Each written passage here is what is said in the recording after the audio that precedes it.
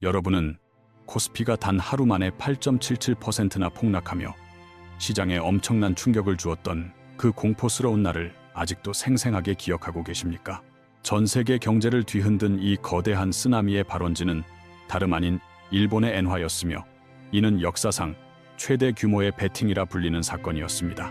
무려 4,500조 원 이상의 자금이 전 세계를 돌아다니며 투입되었던 엔캐리 트레이드가 이제 본격적으로 청산되기 시작하면서 시장에 강력한 경고를 보내고 있습니다.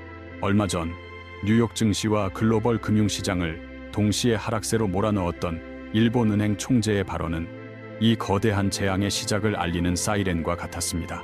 오늘은 여러분의 소중한 자산과 대출금을 안전하게 지키기 위해 엔캐리 트레이드의 본질이 무엇이며 우리 경제에 어떤 영향을 미칠지 완벽하게 정리해드리겠습니다.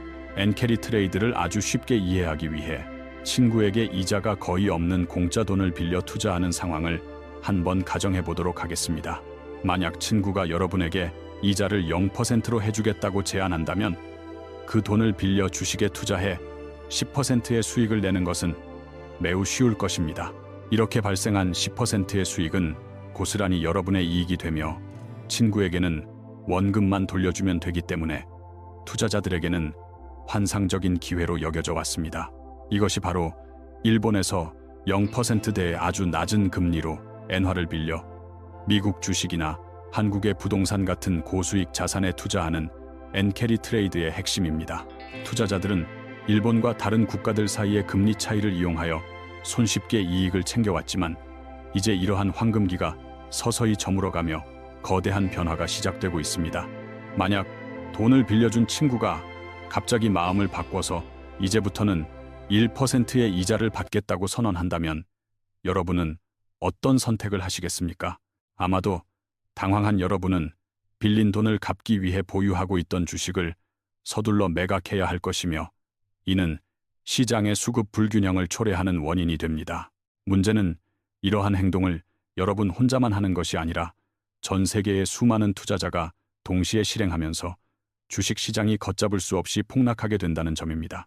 실제로 2024년 7월 31일에 일본은행이 기준금리를 0.1%에서 0.25%로 아주 소폭 인상했을 뿐인데 시장은 요동쳤습니다. 단 0.15%의 작은 금리 인상이었음에도 불구하고 며칠 뒤인 8월 5일에 코스피는 234포인트가 빠지며 8.77% 하락했습니다. 당시 원달러 환율은 1300원대 중반까지 급격하게 치솟았으며 일본의 니케이 지수 또한 사상 최대의 낙폭을 기록하며 전 세계 투자자들을 공포에 떨게 했습니다. 지난 30년 동안 전 세계 시장에 천천히 쌓여온 막대한 자금들이 단지 0.15%의 금리 인상 때문에 한꺼번에 빠져나가기 시작한 것입니다. 현재 한국은행의 추산에 따르면 전 세계적으로 퍼져 있는 엔캐리 자금의 규모는 506.6조 엔으로 한화 약 4,500조 원에 달합니다. 이는 대한민국 1년 예산의 무려 7배에 달하는 어마어마한 금액이며, 이 거대한 자금의 흐름이 바뀌는 것은 우리 경제에 엄청난 상관관계가 있습니다. 가장 먼저 주목해야 할 점은 우리나라의 원화 가치가 일본의 엔화 가치와 매우 밀접하게 연동되어 움직이는 구조를 가지고 있다는 사실입니다. 과거에는 중국의 위안화와 연동되었던 우리 원화의 가치가 최근에는 일본 엔화의 흐름과 더욱 밀접하게 동조화되면서 실시간으로 강력한 영향을 주고받고 있습니다. 실제로 2025년 4월에 달러당 139엔이었던 환율이 최근에는 154엔까지 치솟으면서 엔화 가치의 급격한 변동성을 여실히 보여주고 있는 상황입니다. 이러한 엔화의 가치 변화는 한국 시장에 투자되었던 외국인들의 자금이 빠져나가게 만드는 주요한 원인이 되며 국내 주식과 채권 시장에 큰 부담을 줍니다. 엔캐리 자금이 청산되면서 투자자들은 원화를 팔고 달러를 사서 일본으로 돌아가야 하기에 이는 필연적으로 원화 약세와 달러 환율의 급등을 초래하게 될 것입니다. 2025년 12월 2일에는 한국의 10년 만기 국채금리가 3.388%를 기록하며 2024년 5월 이후 가장 높은 수준까지 도달하기도 했습니다.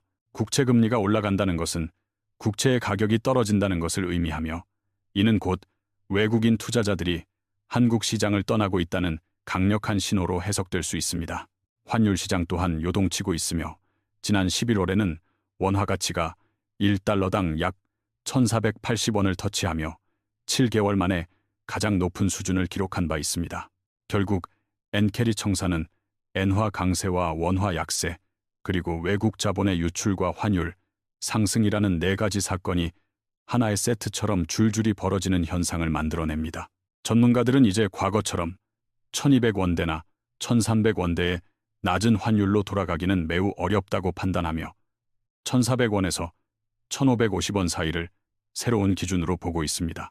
첫 번째 이유는 한국과 미국의 금리 차이가 좁혀지지 않고 지속되고 있기 때문이며, 이는 원화의 매력도를 떨어뜨려 환율 상승을 부추기는 핵심적인 요인이 됩니다.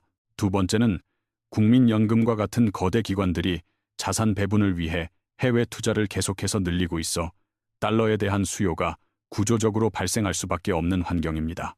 마지막 세 번째 이유는 한국의 경제 구조 자체가 과거와는 확연히 다른 형태로 변화했기 때문에 고환율 환경이 일시적인 현상이 아닌 상수로 자리 잡게 된 것입니다.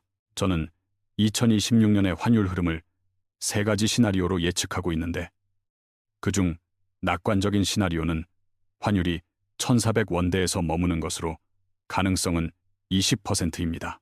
가장 가능성이 높은 60% 확률의 중립적 시나리오는 환율이 1,450원에서 1,550원 사이의 박스권에서 형성되며 장기간 유지되는 시나리오라고 볼 수 있습니다. 마지막으로 약 20%의 확률인 비관적 시나리오는 환율이 1,600원을 돌파하며 국가 경제에 큰 위기를 초래할 수도 있다는 매우 보수적인 관점의 예측입니다. 이러한 거시적인 경제 변화 속에서 여러분이 가장 걱정하시는 부분은 아마도 금방이라도 터질 것 같은 대출금과 소중한 내 자산을 어떻게 지켜야 할 것인가일 것입니다. 엔케리 청사는 단순히 주가에만 영향을 주는 것이 아니라 한국의 시중금리에도 직접적인 영향을 미치기 때문에 우리는 지금부터 매우 철저한 대응 전략을 수립해야 합니다. 앞으로 벌어질 상황에 대비하기 위해서는 한국의 금리가 내려가는 경우와 오히려 올라가는 경우라는 두 가지 상반된 시나리오를 모두 머릿속에 넣어두고 계셔야 합니다. 첫 번째 시나리오는 한국의 기준금리가 점진적으로 내려간다는 가정하에 수립하는 전략으로 현재의 경제 지표들을 바탕으로 가능성을 열어두고 살펴보아야 할 대목입니다. 현재 한국은행의 기준금리는 2.5%를 유지하고 있으나 2026년으로 넘어가면서 경기 부양을 위해 추가적으로 인하될 가능성도 여전히 존재하고 있습니다. 만약 시중금리가 내려가는 상황이라면 대출을 이용 중인 분들은 변동금리 대출을 그대로 유지하며 이자 부담이 줄어드는 시기를 기다리시는 것이 현명합니다. 금리가 인하될 때는 성급하게 고정금리로 갈아타기보다는 이자 비용이 감소하는 혜택을 온전히 누리면서 가계의 현금 흐름을 개선하는 데 집중해야 합니다. 또한 주택담보대출이나 신용대출의 한도 여유가 있다면 금리가 낮아진 시점에 투자 목적으로 자금을 미리 확보해두는 것도 하나의 전략이 될 수 있습니다. 금리 인하는 부동산 시장의 활성화로 이어질 수 있으므로 환율이 1,500원 이상으로 치솟지 않는지 살피며 신중하게 투자 기회를 엿보아야 하는 시기이기도 합니다. 고정금리로 전환할 최적의 타이밍은 기준금리가 1%에서 1.5% 수준의 바닥권에 도달했을 때라고 판단하시면 거의 틀림이 없습니다. 무주택자분들에게는 금리 인하가 내 집 마련의 절호의 기회가 될 수 있는데, 이는 대출금리가 4%대에서 3%대로 내려가며 구매력이 상승하기 때문입니다. 하지만 반대로 엔케리 청산의 여파로 외국인 자금이 급격히 빠져나가 환율 방어를 위해 한국은행이 금리를 올려야 하는 두 번째 시나리오도 반드시 대비해야 합니다. 만약 금리가 상승하는 국면에 접어든다면 대출을 보유하신 분들은 지금 즉시 변동금리에서 고정금리로 전환하는 것을 최우선 순위로 검토하셔야만 합니다. 지금 바로 거래은행에 전화하여 상담을 받지 않는다면 조만간 닥쳐올 이자 폭탄을 피하기 어려워질 것이며, 이는 가계 경제에 치명적인 타격을 줄 수 있습니다. 예를 들어 3억 원을 4.5%의 변동금리로 대출받았다면 연간 이자만 1,350만 원에 달하며 이는 매달 100만 원이 넘는 큰 지출입니다. 그런데 이 금리가 6%까지 상승하게 되면 연간 이자는 1,800만 원으로 급등하게 되며 여러분은 1년에 450만 원의 추가 비용을 더 지불해야 합니다. 이러한 이자 부담을 줄이기 위해서는 여유 자금이 생길 때마다 예금을 하기보다는 대출 원금을 최대한 빨리 갚아 나가는 것이 훨씬 유리한 경제적 선택입니다. 금리 상승기에는 예금 이자가 오르는 속도보다 대출 이자가 상승하는 속도가 훨씬 빠르기 때문에 부채 상환의 우선순위를 정해 전략적으로 접근해야 합니다. 가장 먼저 갚아야 할 영순위 대출은 금리가 가장 높은 신용대출이며, 이는 소액이라 하더라도 이자율이 높기 때문에 가계에 가장 큰 부담이 됩니다. 그 다음 1순위 상환 대상은 금리 변동폭이 매우 큰 마이너스 통장 대출로 사용 중인 한도를 줄이거나 원금을 상환하여 이자 발생을 차단해야 합니다. 마지막 2순위는 대출 규모 자체가 가장 커서 금리 변화에 따른 절대적인 이자 금액의 차이가 많이 발생하는 주택담보대출 순으로 정리하시는 것이 좋습니다. 자동차 할부금이나 카드론 혹은 현금 서비스와 같이 10%가 넘는 고금리 대출은 여러분의 자산을 갉아먹는 독약과 같으므로 발견 즉시 정리해야 합니다. 대출 한도 관리 또한 중요한데, 마이너스 통장 한도가 5천만 원이지만 실제로는 2천만 원만 쓰고 있다면 유혹을 피하기 위해 한도를 즉시 축소하십시오. 마지막으로 여러분의 소득 대비 원리금 상환 비율인 DSR 수치를 꼼꼼하게 점검하여 금융당국이 권장하는 40% 이하로 유지하는 노력이 필요합니다. 만약 여러분의 월급이 500만 원인데 대출 상환에 200만 원 이상을 쓰고 있다면 금리 상승 시 가계가 파산 위험에 처할 수 있으므로 극도로 주의해야 합니다. 만약 여러분이 아직 내 집을 마련하지 못한 무주택자라면 금리가 가파르게 오르는 시기에는 주택 구매를 서두르지 말고 잠시 보류하며 시장의 흐름을 냉정하게 지켜보는 인내심이 반드시 필요합니다. 무리하게 대출을 실행하여 집을 사게 되면 높은 이자 부담을 무려 30년이라는 긴 세월 동안 짊어져야 하는 고통스러운 상황이 발생할 수 있으므로 신중한 접근이 요구됩니다. 차라리 전세나 월세로 거주하며 현금을 차곡차곡 모으고 금리가 다시 하향 안정화되어 매수 심리가 회복될 때까지 기회를 기다리는 것이 현재로서는 훨씬 실리적이고 안전한 선택입니다. 이러한 거시 경제적 타이밍을 일반적인 언론 뉴스에서 접하게 되면 이미 시장의 모든 정보가 반영된 경우가 많아 개인 투자자들에게는 한 발 늦은 대응이 되기 일쑤입니다. 따라서 여러분은 한국은행이 정기적으로 발표하는 기준금리 결정 공고를 직접 주목하여 시장의 미세한 변화를 누구보다 먼저 감지하고 발빠르게 대처할 수 있는 준비를 갖추어야 합니다. 특히 금융통화위원회가 격월로 열리며 그 중에서도 5월에 개최되는 회의는 하반기 경제 방향을 결정짓는 매우 중요한 변곡점이 될 수 있으므로 반드시 일정을 체크하시기 바랍니다. 만약 엔캐리 청산이 본격화된다면 한국은행은 환율 방어와 자본 유출 차단을 위해 금리를 기습적으로 인상할 수도 있다는 점을 항상 염두에 두고 자금 계획을 수립해야 합니다. 하지만 위기는 곧 기회라는 격언처럼 엔캐리 청산이라는 거대한 경제적 파도를 미리 대비하고 전략을 잘 짠다면 오히려 여러분의 자산을 크게 불리는 결정적인 계기가 될 수 있습니다. 철저한 대출 원리금, 상환 계획 수립과 고정금리로의 발빠른 전환만으로도 여러분은 1년에 수천만 원에 달하는 소중한 이자 비용을 아끼며 재정 상태를 개선할 수 있습니다. 오늘 상세히 정리해드린 엔캐리 트레이드 청산의 본질과 시나리오별 대응 전략이 여러분의 소중한 재산을 안전하게 지키고 키워나가는데 실질적인 도움이 되기를 진심으로 바랍니다. 급변하는 전 세계 금융시장의 흐름을 정확하게 읽고 발빠르게 대처하는 스마트한 투자자가 되어 여러분의 소중한 자산을 더욱 똑똑하고 안전하게 지켜내시길 진심으로 응원하겠습니다. 앞으로도 여러분의 경제적 자유와 자산 보호를 위해 유익하고 깊이 있는 경제 분석 정보를 지속적으로 제공해 드릴 것을 약속드리며 저희 채널에 대한 많은 관심과 성원을 부탁드립니다. 오늘 영상이 여러분의 재테크에 유익하셨다면 주변의 소중한 분들에게도 널리 공유해 주시고, 더 많은 정보를 원하신다면 구독과 좋아요, 그리고 알림 설정을 잊지 말고 꼭 눌러주세요. 금융의 파고는 언제나 높고 험난하지만 미리 철저하게 준비된 사람에게는 그 파도가 목적지까지 가장 빠르게 데려다줄 새로운 활로이자 기회가 되어줄 것임을 확신합니다. 복잡한 엔캐리 트레이드의 메커니즘을 완벽하게 이해하고 나면 이제 세상이 돌아가는 경제의 원리가 한눈에 들어오기 시작하며 여러분의 투자를 바라보는 눈이 비약적으로 뜨일 것입니다. 거시경제의 핵심 지표들을 매일 아침 체크하는 작은 습관 하나가 차곡차곡 모여 훗날 여러분의 가게를 든든하게 지탱해주는 가장 강력하고 견고한 힘이 될 것임을 믿어 의심치 않습니다. 경제적 시련은 언제나 예고 없이 찾아오지만 오늘 배운 것과 같은 철저하게 준비된 전략은 그 어떤 폭풍우 속에서도 여러분의 가정이라는 배가 침몰하지 않도록 안전하게 지켜줄 것입니다. 일본의 금리 인상 소식에 일희일비하기보다는 장기적인 관점에서 나만의 대출 포트폴리오를 다시 한번 점검하고 최적화하는 시간을 지금 즉시 가져보시길 강력하게 권장해 드립니다.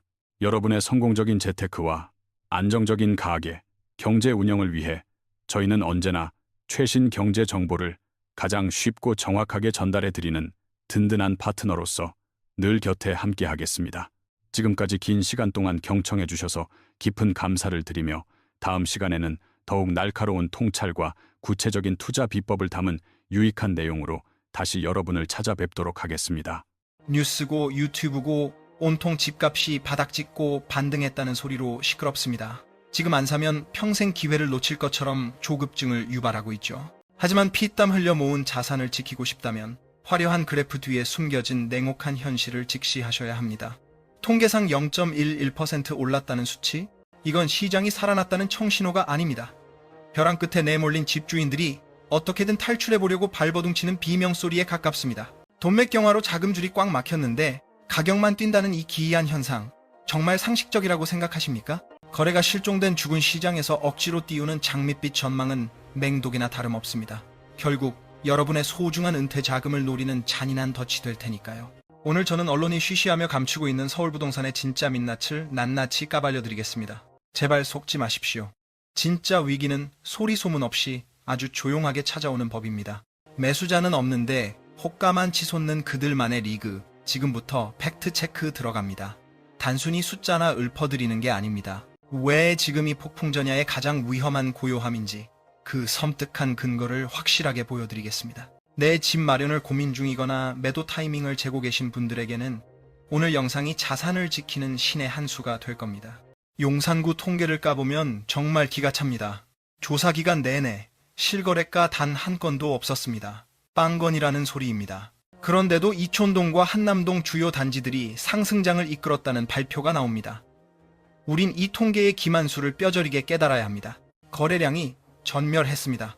시장은 완전히 동사 상태입니다. 아무도 거들떠보지 않는 시장에서 가격이 올랐다는 건 집주인들이 부르는 희망 가격만 높아졌다는 뜻일 뿐입니다. 마치 팔이 날리는 골동품 가게 주인이 손님도 없는데 혼자 가격표에 공 하나 더 붙여놓고 흐뭇해하는 꼴입니다. 실제로 팔려야 그게 시세가 되는 건데 지금 용산은 경제 상식이 통하지 않는 미지의 구역이 되어버렸습니다. 언론은 이촌동과 한남동 대장주들이 부활했다며 팡파르를 울리지만 등기부 등본을 떼보면 실거래가는 그림자도 찾아볼 수 없습니다. 1990년대 일본 도쿄 버블 붕괴 직전이 딱 이랬습니다. 거래는 뚝 끊겼는데 호가만 꼿꼿하게 버텼죠.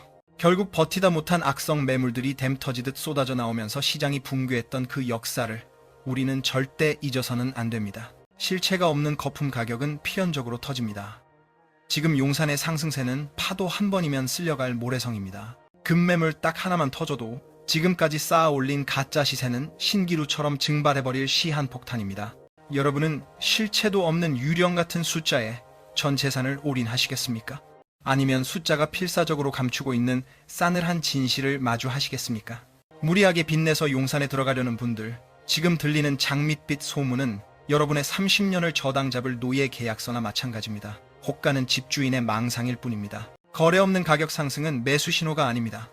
시장이 보내는 최후의 경고입니다. 우리는 통계가 건네는 최면에서 깨어나야 합니다. 용산에서 벌어지는 이 기괴한 연극을 냉정하게 꿰뚫어 봐야 합니다. 지금 이 타이밍에 용산 진입을 노린다는 건 보이지 않는 유령과 섀도우 복싱을 하는 격입니다. 남들이 부러워하는 상급지라는 타이틀 뒤에서 언제 터질지 모르는 폭탄의 초침이 돌아가고 있다는 사실을 명심하십시오. 지금의 침묵은 폭풍 전야의 고요함이며 이정적이 깨지는 순간 시장은 상상보다 훨씬 더 잔혹한 대가를 요구할 것입니다.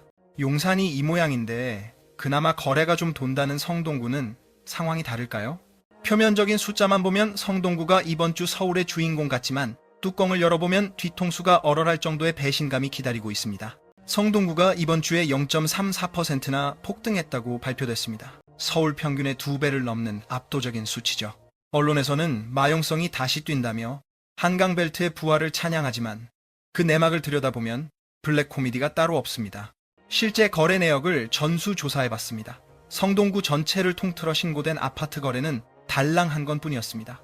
심지어 그 한 건조차 행당 대림아파트의 직거래였고 가격은 전 고점 16억 8천만 원에서 무려 5억 8천만 원이나 곤두박질 친 11억 원이었습니다. 폭락한 거래 딱 하나가 찍혔는데 통계 시스템은 성동구가 서울에서 가장 많이 올랐다고 출력합니다. 이게 바로 우리가 맹신하고 있는 부동산 통계의 처참한 수준입니다. 거래 절벽 속에서 튀어나온 특이한 거래 한 건이 전체 시장을 왜곡하고 있는데 언론은 이걸 호재라며 펌프질을 해대고 있습니다. 더 심각한 문제는 12월 전체 거래량에 숨겨진 착시 현상입니다. 겉보기엔 116건의 거래가 활발하게 일어난 듯하지만 그중 89건은 일반 실수요자의 매수가 아닙니다. 성동 안심주택이라는 명목으로 LH 같은 공공기관이 한꺼번에 사들인 물량이 통계에 잡혔을 뿐입니다. 이건 시장이 자생적으로 살아난 게 아니라 정부가 세금을 쏟아부어 억지로 산소호흡기를 붙여놓은 꼴입니다. 중국 정부가 부동산 붕괴를 막으려고 국영기업을 동원해 미분양 아파트를 사들이며 지표를 조작하는 방식과 소름 돋게 닮아 있습니다. 국가가 악성 매물을 받아내 거래량을 부풀리고 그 조작된 숫자에 속은 개미들이 비싼 값에 물량을 받아주길 기다리는 아주 잔인한 설거지판입니다. 평균 거래 금액의 흐름을 정밀하게 뜯어보면 지금 시장은 그야말로 아수라장입니다. 한때 17억 원을 호가하며 기세등등하던 성동구의 실거래가가 현재는 5억 원대까지 처참하게 곤두박질 쳤습니다. 소위 대장주라 불리는 민간 아파트 거래는 씨가 말랐고 오직 저가형 공공매입 주택들만 장부에 찍히고 있다는 것은 시장이 멈췄다는 결정적 증거입니다. 하지만 현장의 집주인들은 여전히 뉴스에서 떠드는 희망 고문에 취해 터무니없는 배짱 가격을 고수하고 있습니다. 받아줄 매수자가 증발했는데 혼자 외치는 호가가 시장에서 무슨 가치를 갖겠습니까? 이 거품은 결국 누군가가 상투를 잡아줘야만 유지되는데 지금 그 독이 든 성배를 마셔줄 호구가 전멸했다는 점이 성동구의 진짜 비극입니다. 데이터 자체는 중립적일지 몰라도 그것을 가공하고 해석하는 세력들은 언제든 대중의 눈을 가릴 수 있습니다. 정부가 억지로 부양한 거래량과 언론이 펌프질하는 가짜 상승세에 속아 여러분의 피 같은 자산을 허공에 날리지 마십시오. 지금 성동구에서 목격되는 현상은 건전한 반등이 아니라 터져나가는 댐을 손가락 하나로 막아보려는 위태로운 쇼에 불과합니다. 핵심지인 성동과 용산의 바닥이 이렇게 탄데 도대체 서울 전체 지표는 어떻게 0.21% 상승이라는 기적 같은 수치를 뽑아냈을까요? 이건 단순한 산술적 합계가 아닙니다. 누군가의 이해관계가 얽히고 설킨 마법의 계산법 뒤에는 개미들을 낚으려는 잔혹한 덫이 숨어 있습니다. 0.21%라는 이 숫자는 심리적으로 매우 교묘하게 설계되었습니다. 대중의 이성적인 판단을 마비시키기 딱 좋죠. 실제 거래는 전무한데 시장이 살아난 것처럼 착각하게 만드는 이 숫자의 실체는 그저 집주인들의 탐욕을 수치화한 것에 불과합니다. 한국부동산원이 발표하는 주간 동향은 엄밀히 말해 실거래 기반의 데이터가 아닙니다. 조사원 개인의 주관적인 감이 상당히 많이 개입되는 구조입니다. 현장에서 집주인이 부르는 희망 가격과 중개업소의 립서비스를 적당히 버무려 점수를 매기는 방식이라는 걸 대다수 국민은 까맣게 모르고 있습니다. 조사원들이 동네 부동산에 전화를 돌려 요즘 분위기가 어떠냐고 묻는 게 조사의 전부라면 믿으시겠습니까? 살 사람은 없는데 집주인이 호가를 1억 원 올렸다고 답하면 그 즉시 해당 지역 지표가 상승으로 둔갑하는 기형적인 시스템입니다. 이걸 두고 과연 정상적으로 작동하는 시장이라 부를 수 있겠습니까?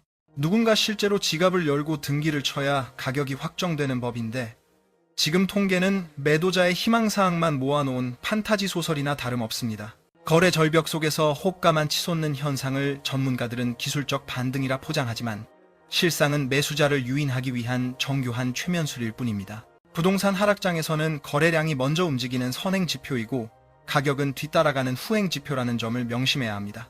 거래량은 바닥을 기는데 가격 그래프만 우상향한다는 것은 조만간 감당하기 힘든 폭락이 찾아올 것이라는 가장 강력한 경고 신호입니다. 이런 신기루 같은 숫자에 현혹되어 추격 매수에 나선다면 그것은 투자가 아니라 남의 설거지를 대신해주는 꼴이 됩니다. 지금은 수익을 닫는 투자자의 눈이 아니라 살아남아야 하는 생존자의 눈으로 시장을 직시해야 합니다. 기득권 세력은 개미들에게 물량을 떠넘기기 위해 항상 이런 통계의 마법을 무기로 삼아왔습니다. 실거래가 받쳐주지 않는 상승은 버블이 터지기 직전에 나타나는 전형적인 발작이며 탈출구를 찾는 세력들의 마지막 몸부림입니다. 지금 언론이 합창하듯 떠드는 반등론은 여러분의 주머니를 털어가기 위한 미끼입니다. 시장의 돈맥경화가 온 상태에서 자산 가격만 나홀로 독주한다는 건 경제학 원론조차 무시하는 궤변입니다. 가장 끔찍한 시나리오는 이 조작된 숫자의 조바심을 느껴 영혼까지 끌어모아 막차를 타는 평범한 가장들의 파산입니다. 고가 매물은 자취를 감췄고 급매만 드문드문 팔리는데 지표는 왜 오를까요?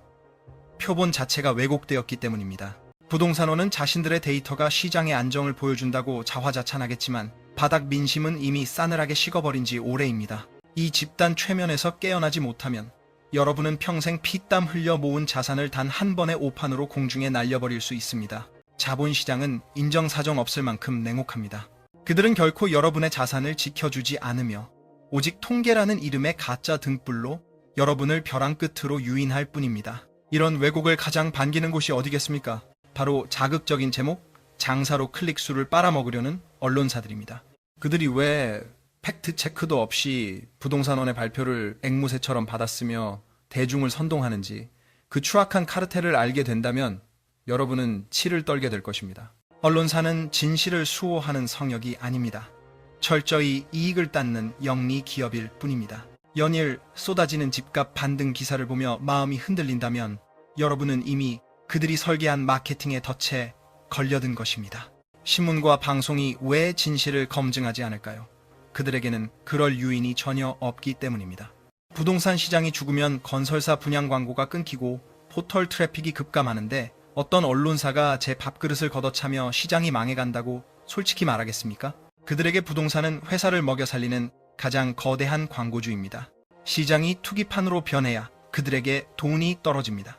거래가 전멸했다는 공포보다는 바닥을 찍었으니 지금 당장 사라는 선동이 그들의 금고를 채워주는 가장 확실한 수단입니다. 기자들은 부동산 원이 던져주는 보도 자료를 토시 하나 안 틀리고 복사해서 기사로 내보냅니다. 현장에 나가 등기부 등본을 떼보는 최소한의 검증조차 하지 않습니다. 성동구에서 6억 원이 증발한 충격적인 거래는 철저히 외면당하고 있습니다.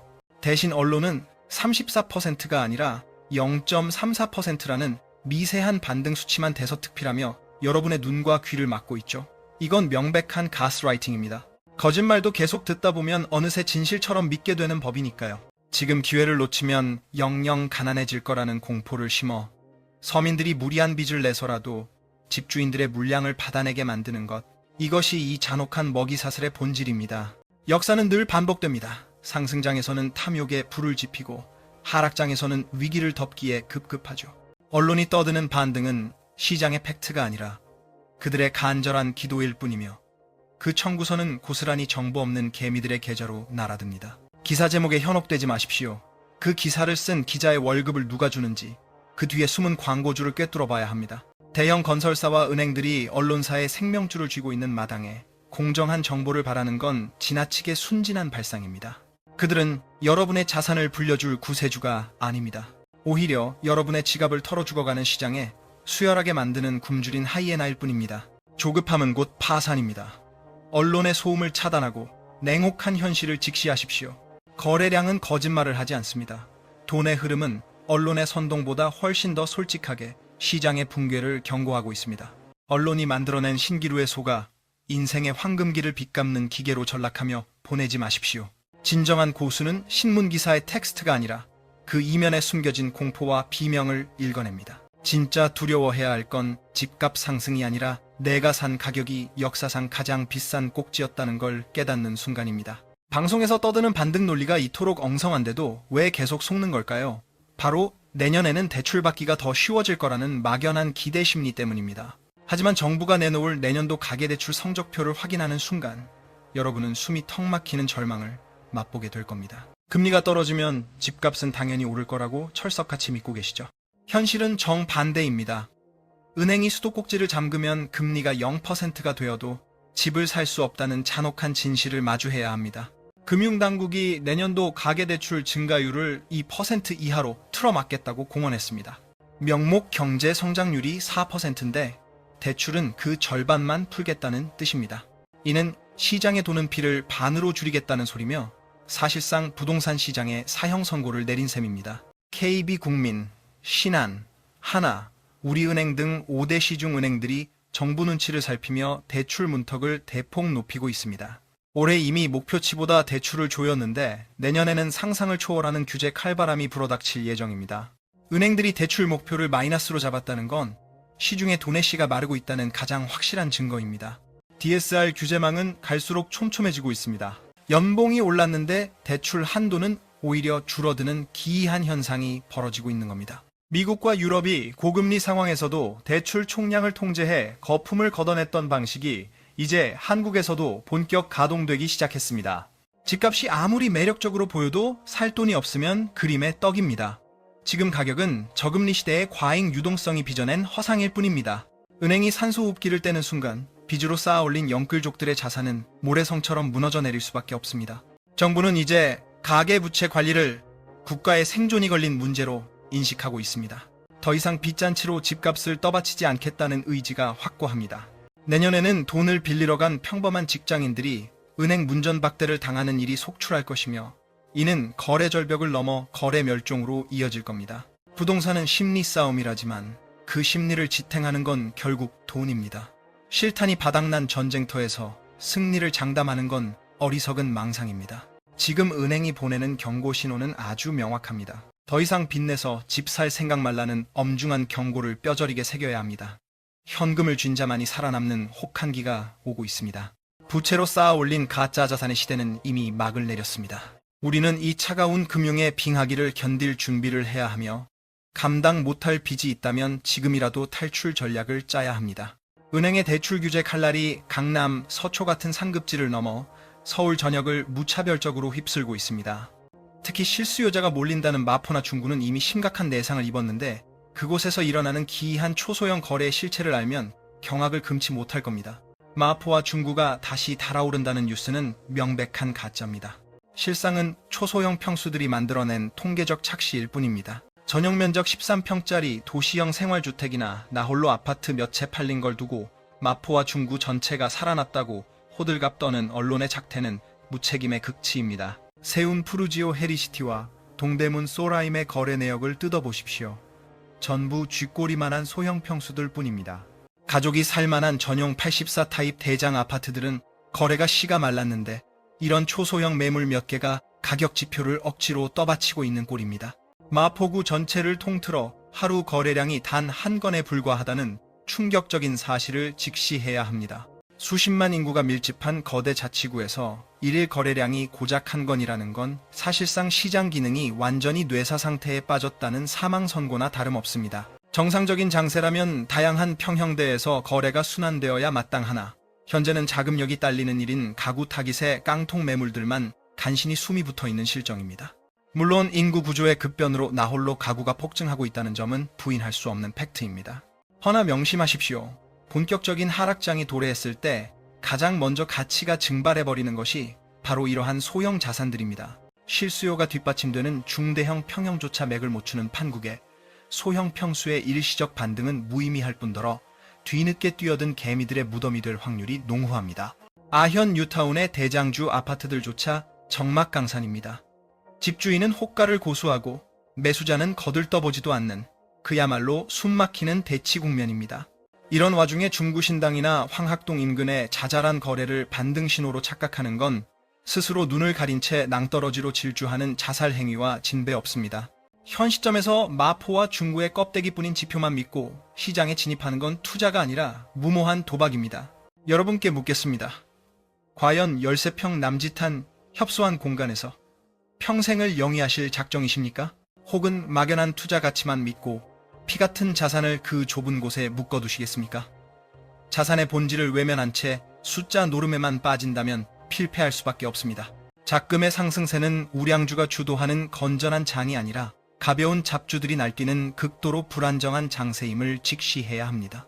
소형 평수라는 함정에서 탈출하여 시장의 펀더멘털인 가족 단위 아파트의 흐름을 냉철하게 주시해야 할 때입니다. 펀더멘털이 결여된 상승은 필연적으로 더 참혹한 폭락을 불러오기 마련입니다. 마포와 중구 일대에서 포착되는 기형적인 거래들은 회복의 신호탄이 아니라 꺼지기 직전의 마지막 불꽃일 뿐입니다. 그 불꽃이 사그라든 후 닥쳐올 혹독한 빙하기를 견딜 자신이 없다면 지금 당장 그 탐욕의 소굴에서 발을 빼십시오. 거래량은 전무한데 호가만 치솟는 이 기괴한 현상이 영원할 것 같습니까?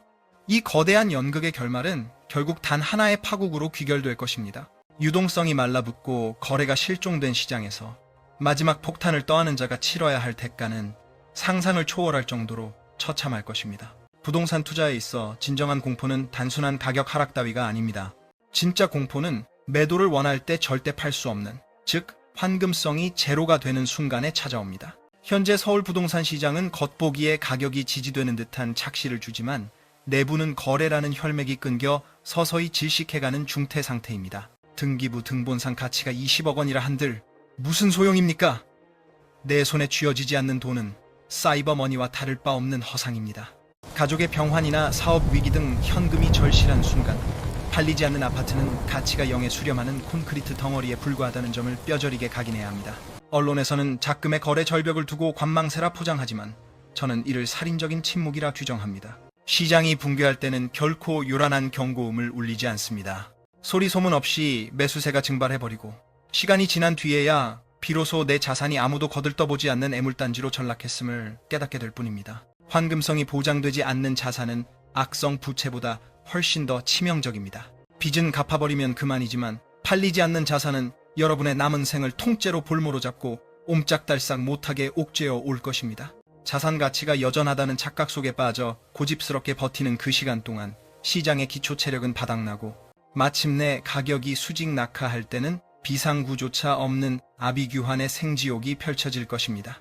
본인이 탑승한 배가 안전하다고 철석같이 믿고 계십니까? 침몰하는 선박에서 최후의 희생양은 보물상자를 움켜쥐고 탈출을 머뭇거리는 자들입니다. 지금 서울 부동산 시장이 주는 마지막 탈출 기회를 걷어찬다면 향후 10년 넘게 죽은 시장의 관리인 노릇을 하며 인생의 황금기를 빚더미 속에서 탕진하게 될 것입니다. 허상인 숫자에 현혹되지 말고 돈의 흐름을 직시하십시오. 매도가 가능할 때 과감하게 던지는 것이야말로 진정한 고수의 영역입니다. 매수자가 전멸한 시장에서 홀로 비현실적인 호가를 부르며 자위하는 것은 패배자들의 공허한 독백에 지나지 않음을 잊지 마십시오. 식어버린 시장에서 살아남을 유일한 무기는 차가운 이성뿐입니다. 근거 없는 희망 고문에 휘둘려 탈출할 수 있는 금 같은 기회를 제발로 걷어차지 마십시오. 작금의 기이한 정적은 조만간 닥쳐올 거대한 경제 태풍의 전조이며 폭풍이 휩쓸고 간 자리에 남는 것은 현금을 쥐고 때를 기다린 현명한 자들의 승리뿐일 것입니다. 오늘 우리가 해부해본 서울 부동산의 민낯은 그야말로 참담하기 그지없습니다. 숫자는 거짓말을 하지 않는다지만 그 숫자를 가공하고 해석하는 이들의 의도는 결코 순수하지 않았습니다. 0.11%라는 미미한 상승폭 뒤에 가려진 거래 절벽과 폭락의 실체를 목격한 여러분은 이제 더 이상 언론의 선동에 놀아나지 않을 강력한 통찰력을 얻으셨을 겁니다. 시장은 회복된 것이 아닙니다. 오히려 거칠게 숨을 몰아쉬며 빈사 상태로 빠져들고 있습니다. 불패라 불리는 용산과 성동조차 거래가시가 마르거나 공공기관의 인위적 매입으로 수치를 방어하는 현실은 이 시장이 얼마나 위태로운 외줄타기 중인지를 여실히 증명합니다. 바야흐로 현금을 쥔 자가 왕이 되는 시대가 도래했습니다. 자산이 숫자로 바뀌는 건 한순간이지만 그 숫자가 다시 내 주머니 속 현금이 되기까진 뼈를 깎는 고통의 시간이 필요할 것입니다. 지금은 공격적으로 자산을 불릴 때가 아니라 가진 현금을 철통같이 방어해야 하는 생존의 시기입니다. 감당 못할 빚을 끌어다 신기루를 쫓는 무모한 짓은 절대 금물입니다. 다가오는 2026년은 우리에게 상상, 그 이상의 혹독한 시련을 안겨줄 겁니다. 은행 문턱은 에베레스트처럼 높아지고 현금 구하기는 하늘의 별 따기가 될 테니까요. 정부가 대출 숨통을 딱 2%로 조여버린 이 마당에 지금 이 기회라고 귓속말하는 사람이 있다면 그는 귀인이 아니라 당신의 피 같은 돈을 노리는 사기꾼일 확률이 100%입니다. 진짜 고수들은 시장의 잡음 따위에 휘둘리지 않습니다. 남들이 환호성을 지를 때 조용히 빠져나오고 대중이 공포에 질려 투매할 때 비로소 먹잇감을 찾습니다. 지금의 고요함에 속지 마십시오. 아직 진짜 공포는 시작도 안 했습니다. 시장이 비명을 지를 때까지 우리는 현금이라는 실탄을 꽉 쥐고 차갑게 때를 기다려야 합니다. 오늘 제가 드린 쓴소리가 듣기 거북하실 수도 있습니다. 하지만 입에 발린 달콤한 위로보다는 뼈 때리는 직설이 여러분의 가정을 지키는 가장 강력한 백신이 될 거라 확신합니다. 집은 도박판의 칩이 아니라 우리 가족이 발 뻗고 잘 보금자리입니다. 빚으로 쌓아 올린 모래성은 파도 한 번이면 흔적도 없이 사라진다는 걸 명심하십시오. 내 피땀 어린 자산, 결국 나 자신 말고는 아무도 지켜주지 않습니다. 저는 앞으로도 뉴스에서는 절대 다루지 않는 시장의 민낯과 데이터 뒤에 숨겨진 진실만을 누구보다 빠르게 파헤쳐 드리겠습니다. 수면 아래서 은밀하게 움직이는 돈의 흐름을 놓치지 않으려면 끊임없이 의심하고 팩트를 교차 검증하는 독한 습관을 들이셔야 합니다. 과연 내년 봄 이사철의 집주인들이 부르는 배짱 호가가 진짜 거래로 이어질 수 있을까요? 아니면 이 퍼센트 대출 규제라는 철벽에 가로막혀 부동산 시장 전체가 꽁꽁 얼어붙는 빙하기를 맞게 될까요? 답은 멀리 있지 않습니다. 붕괴의 조짐을 미리 읽어내는 눈을 가진 사람만이 다가올 위기를 인생 역전의 기회로 뒤바꿀 수 있습니다. 오늘의 날, 선 분석이 여러분의 판단에 조금이나마 나침반이 되었기를 바랍니다. 영상이 유익하셨다면 구독과 좋아요를 눌러주세요. 더 많은 분이 이 불편한 진실을 마주할 수 있도록 힘을 보태주십시오. 언제나 팩트로 뼈 때리는 분석, 여러분의 자산을 지키는 든든한 파트너가 되겠습니다. 본 영상 내용은 저의 개인적인 견해일 뿐입니다. 투자의 모든 결과와 책임은 투자자 본인에게 귀속되며 특정 아파트 매수나 매도를 부추기는 방송이 아님을 분명히 밝힙니다. 시장은 생물처럼 변합니다. 언제든 돌발 변수가 튀어나올 수 있으니 반드시 전문가와 상담하시고 신중에 신중을 기해 결정하시기 바랍니다. 긴 영상 시청해주셔서 감사합니다. 다음번엔 더 생생한 현장 리포트로 다시 인사드리겠습니다. 부디 현명한 판단으로 여러분의 소중한 자산을 사수하시길 간절히 기원합니다. 영화 타이타닉에서 가장 소름 끼치도록 잔인한 장면을 기억하십니까? 거대한 배가 빙산에 부딪혀 두 동강 나기 직전의 그 아수라장이 아닙니다. 침몰이 확정된 그 절망적인 순간, 선장이 내린 마지막 명령이 무엇이었는지 기억하십니까? 승객들에게 도망치라고 알려라가 아니었습니다. 그는 악단에게 지시했습니다. 계속 연주해라. 가장 평화롭고 가장 아름다운 곡으로. 사람들은 그 감미로운 왈츠 선율에 취해 차가운 바닷물이 발목까지 차오르는 순간에도 서로를 끌어안고 춤을 췄습니다. 그 음악은 예술이 아니었습니다. 승객들이 공포에 질려 구명정으로 한꺼번에 몰려드는 폭동을 막기 위한 아주 치밀하게 계산된 청각적 마취제였습니다. 지금 2025년에 대한민국이 바로 그 타이타닉호입니다. 스마트폰을 켜고 오늘의 경제 뉴스를 보십시오. 온통 장밋빛 희망가들이 울려 퍼지고 있습니다. 부동산 시장이 드디어 바닥을 찍고 반등한다. 미국이 금리를 인하하면 경기가 살아날 것이다. 정부가 대출 규제를 풀어 여러분의 내 집 마련을 돕겠다. 들리십니까? 정부와 언론이 합작하여 연주하는 이 화려하고 웅장한 오케스트라 소리가 그들은 여러분의 귓가에 끊임없이 속삭입니다. 아직 괜찮다. 지금 빚을 내서라도 집을 사라. 전세 대출은 안전한 자산이다. 대체 왜 그럴까요? 정말로 경기가 좋아지고 있어서일까요? 아니면 여러분을 너무나 사랑해서 부자로 만들어주고 싶어서일까요? 제발 꿈에서 깨어나십시오. 그들이 필사적으로 음악을 연주하는 이유는 단 하나입니다. 1등석에 탑승한 기득권층과 부자들이 구명정을 타고 안전하게 빠져나갈 골든타임을 벌기 위해서입니다. 그들이 가진 막대한 부동산 물량을 누군가가 비싼 값에 받아줘야만 그들이 현금을 챙겨서 떠날 수 있기 때문입니다. 즉, 여러분이 갑판 위에서 음악에 취해 멍하니 서 있어줘야만 그들의 탈출구가 열리는 것입니다. 여러분은 지금 고객이 아니라 그들의 탈출을 돕기 위한 인간 방패로 쓰이고 있는 것입니다. 제발 귀를 막고 눈을 아래로 돌려 배 밑바닥 3등칸을 보십시오. 현실은 이미 지옥입니다. 출산율 0.6명이라는 거대한 구멍으로 인구 소멸이라는 차가운 바닷물이 콸콸 쏟아져 들어오고 있습니다. 서민들의 유일한 동아줄이었던 전세제도는 이미 썩어 문드러져 언제 끊어질지 모르는 시한폭탄이 되었습니다. 그런데도 여러분은 여전히 가판 위에서 샴페인 잔을 들고 내 아파트 값은 오를 거야 라는 환각에 빠져 비틀거리고 있습니다. 발밑을 보십시오. 차가운 물이 이미 무릎을 넘었습니다. 구명정은 없습니다. 이제 철저한 각자 도생의 시간입니다. 지금부터 제가 들려드릴 이야기는 여러분의 단잠을 깨우는 아주 불쾌하고 날카로운 소음이 될 것입니다. 하지만 억지로라도 눈을 부릅뜨고 들으셔야 합니다.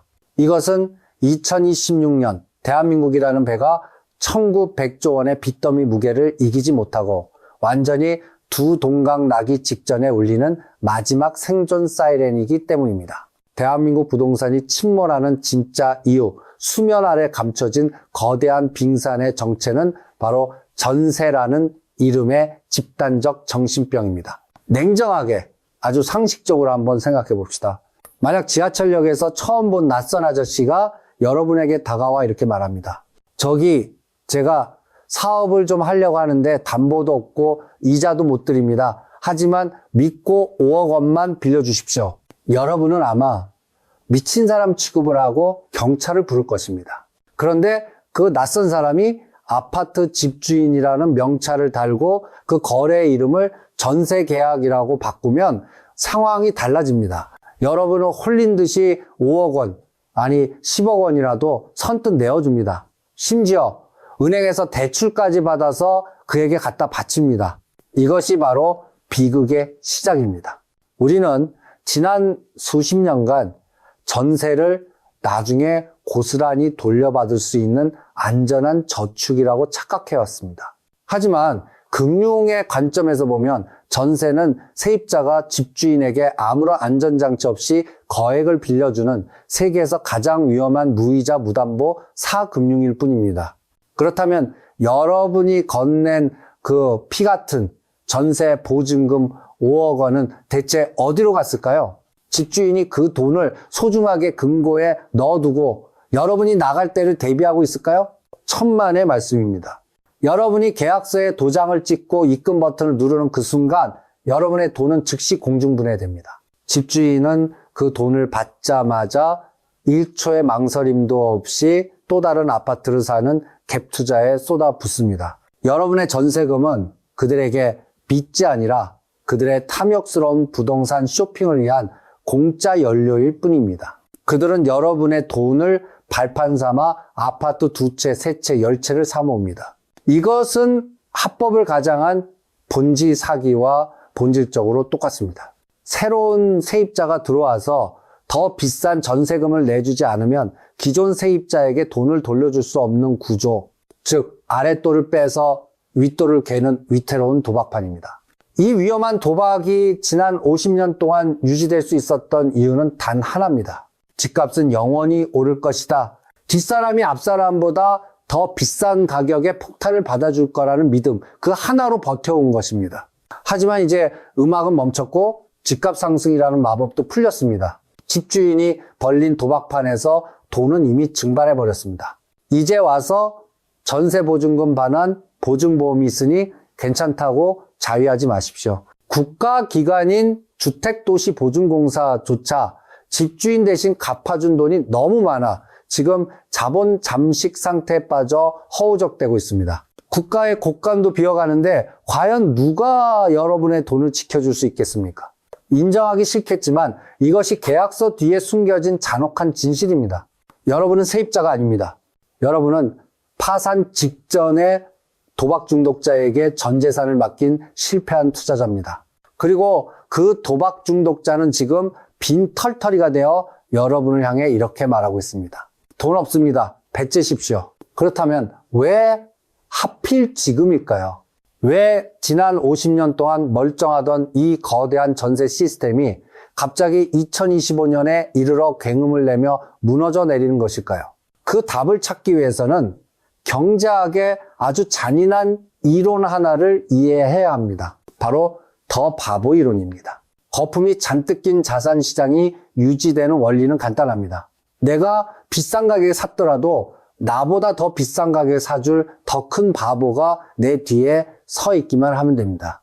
내 뒤에 줄을 선 다음 호구가 존재하는 한 이 폭탄 돌리기 게임은 영원히 지속될 것처럼 보입니다. 하지만 만약 내 뒤를 돌아봤는데 아무도 없다면, 내가 이 폭탄을 넘겨줄 마지막 호구가 사라져버렸다면 어떻게 될까요? 지금 대한민국 부동산 시장이 마주한 공포의 본질이 바로 이것입니다. 우리는 지난 영상들에서 두 가지 치명적인 재앙을 확인했습니다. 하나는 0.6명이라는 인구 소멸이고, 다른 하나는 중국발 경제 위기입니다. 이 두 가지 재앙이 합쳐져서 지금 부동산 시장의 먹이사슬을 완전히 끊어버렸습니다. 첫 번째 재앙, 사라진 호구들입니다. 전세 제도가 유지되려면 끊임없이 새로운 세입자가 유입돼야 합니다. 사회 초년생들이, 신혼부부들이 부모님의 도움을 받거나 은행 대출을 받아서 전세 시장으로 들어와야 집주인들이 그 돈으로 기존 세입자의 돈을 내어줄 수 있습니다. 그런데 출산율 0.6명의 저주가 여기서 발현됩니다. 새로운 피가 수혈되지 않습니다. 대학가는 텅 비어가고 지방도시는 소멸하고 있습니다. 더 무서운 것은 그나마 남아있는 2030세대의 변심입니다. 과거의 청년들은 아끼고 모아서 전세로 시작해야 한다는 믿음이 있었습니다. 하지만 지금의 똑똑한 MZ세대들은 바보가 아닙니다. 그들은 전세가 무이자 대출이 아니라 위험한 도박이라는 사실을 간파했습니다. 최근 데이터를 보십시오. 젊은 층의 전세 기피 현상은 역대 최고조입니다. 그들은 이제 전세를 찾지 않습니다. 차라리 비싼 월세를 내더라도 내 목돈을 지키는 쪽을 택합니다. 전세 사기를 당하느니 월세로 살겠다는 것입니다. 이것은 단순한 선호도의 변화가 아닙니다. 대한민국 부동산을 떠받치던 전세 사다리의 맨 밑칸이 톱으로 잘려나간 것입니다. 네, 사다리 밑바닥이 없는데 위에 있는 사람들이 어떻게 버티겠습니까? 두 번째 재앙, 빈털터리가 된 호구들입니다. 설령 전세를 들어오고 싶은 사람이 있다 한들 그들에게는 이제 돈이 없습니다. 우리가 지난번에 다뤘던 중국의 경제 침공과 수출 부진을 기억하실 겁니다. 기업들은 채용을 줄이고 자영업자들은 폐업하고 실질 소득은 쪼그라들었습니다. 여기에 전 세계적인 고금리 파도가 덮쳤습니다. 과거에는 은행에서 싼 이자로 전세 자금 대출을 받아서 집주인에게 갖다 바칠 수 있었습니다. 하지만 지금은 대출 이자가 월세보다 더 비쌉니다. 세입자 입장에서는 전세를 살 이유가 경제적으로 완전히 사라진 것입니다. 자, 이제 집주인, 즉 갭 투자자의 입장이 되어 봅시다. 이 상황은 그들에게 문자 그대로 생지옥입니다. 집주인 A씨는 전세금 5억 원을 끼고 아파트를 샀습니다. 자기 돈은 고작 1억 원만 들어갔습니다. 그런데 2년 만기가 다가옵니다. 세입자가 나가겠다고 합니다. A씨는 새로운 세입자를 구해서 그 돈으로 막으려고 합니다. 하지만 부동산에 전화를 돌려봐도 보러 오는 사람이 없습니다. 어쩌다 한 명 나타난 사람은 전세금 3억 원으로 낮춰주면 들어오겠다고 합니다. A씨는 당장 현금 2억 원을 어디선가 구해와야 합니다. 하지만 대출은 막혔고 금리는 치솟았고 A씨가 운영하던 치킨집도 장사가 안 돼서 적자입니다. 이것이 바로 지금 대한민국 곳곳에서 벌어지고 있는 역전세난의 실체입니다. 집주인이 돈이 많아서 전세를 놓는 것이 아닙니다. 돈이 없어서 남의 돈으로 집을 산 사람들입니다. 그런데 그 남의 돈이 말라버린 것입니다. 이것은 단순한 경기 침체가 아닙니다. 이것은 완벽한 폭풍입니다. 위에서는 고금리라는 폭우가 쏟아지고 아래에서는 인구 감소라는 지진이 일어나 땅이 갈라지고 있습니다. 그리고 옆에서는 경기 불황이라는 강풍이 불어닥칩니다. 집주인들은 비명을 지르며 매물을 던지기 시작할 것입니다. 급매, 극급매, 초급매, 하지만 받아줄 사람은 없습니다. 뒤에 서 있던 더 큰 바보들은 이미 멸종했거나 스마트폰을 끄고 시장을 떠났기 때문입니다. 타이타닉호가 빙산에 부딪혔을 때 가장 절망적이었던 것은 빙산 그 자체가 아니었습니다. 그곳이 망망대해 한가운데였다는 사실, 그리고 구조 요청을 보낼 곳이 아무데도 없었다는 사실이었습니다. 지금 여러분이 타고 있는 이 배도 마찬가지입니다. 정부가 돈을 풀어 막아주기엔 가계 부채 규모가 GDP의 100%를 넘었습니다. 이미 임계점을 넘은 것입니다. 이 거대한 톱니바퀴가 멈추는 순간 가장 먼저 으깨지는 것은 톱니 사이에 끼어있는 여러분의 소중한 자산이 될 것입니다. 그렇다면 이 모든 비극이 절정에 달하는 약속의 시간은 언제일까요? 저는 그 시점을 2026년으로 지목합니다. 왜 하필 2026년일까요? 단순한 예언이 아닙니다. 이것은 숫자가 가리키는 확정된 미래입니다. 지난 2020년과 2021년 패닉 바잉 열풍이 불었을 때 영혼까지 끌어모아 집을 샀던 사람들의 대출 만기가 바로 이때 도래합니다.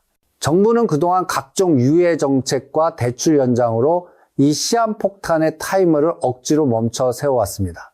하지만 2026년은 더 이상 일시 정지 버튼이 작동하지 않는 해입니다. 코로나 시기 풀렸던 막대한 유동성의 청구서가 연체 이자라는 독촉장과 함께 날아드는 해이기 때문입니다. 그때가 되면 여러분은 서울 곳곳의 법원에서 끔찍한 광경을 목격하게 될 것입니다. 바로 경매 대란입니다. 과거에 법원 경매장은 싸게 집을 살 수 있는 기회장이었습니다. 하지만 2026년의 경매장은 중산층의 도살장으로 변할 것입니다. 상상해 보십시오. 수만 채의 아파트가 경매로 쏟아져 나옵니다. 하지만 앞서 말씀드렸듯 받아줄 사람이 없습니다.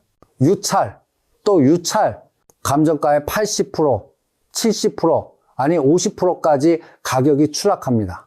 여기서 가장 무서운 용어가 등장합니다. 바로 깡통 전세입니다. 집값이 너무 떨어져서 집을 팔아도 대출금과 전세금을 다 갚지 못하는 상태를 말합니다. 쉽게 말해 집주인의 자산 가치가 마이너스가 되는 것입니다.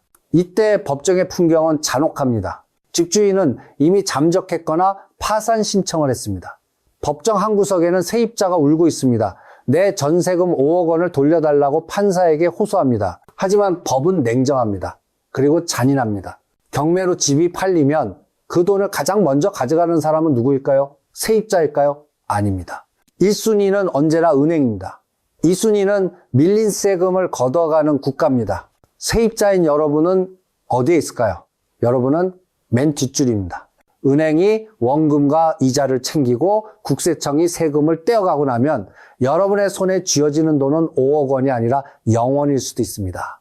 이것이 바로 전세 배신입니다. 평생을 아끼고 절약해서 모은 전 재산이 법원의 망치소리 한 번에 허공으로 증발해버리는 것입니다. 2026년 대한민국에는 새로운 계급이 탄생할 것입니다. 어제까지만 해도 번듯한 직장에 다니며 나는 중산층이다라고 자부했던 사람들. 하지만 하루아침에 집을 잃고 빚더미에 앉아 거리로 나앉게 되는 신빈곤층입니다. 이것은 공포영화가 아닙니다.